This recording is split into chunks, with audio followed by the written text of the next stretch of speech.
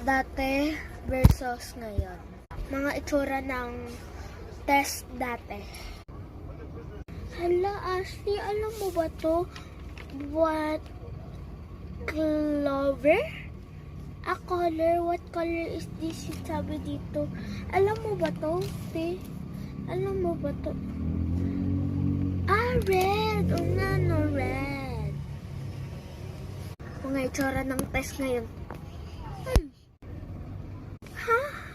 Parang sulat ng doktor ko eh. Ano? What is the color of red ba yun? Ano? Sulat ata to ng doktor ko eh. Hindi ko to maintindihan eh. Huh? Drop out na lang ako.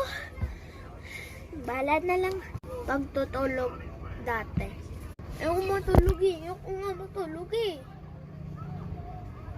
Sige na nga.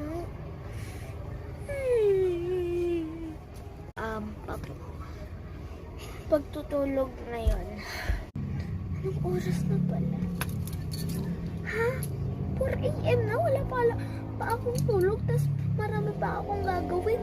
Maghuhugas ng pinggan. Magsasaing. Tapos tutulungan ko pa yung kapatid ko sa assignment niya. Tapos ako pa. Ginagawa ko pa assignment ko. Ano pa gagawin? Ay nako.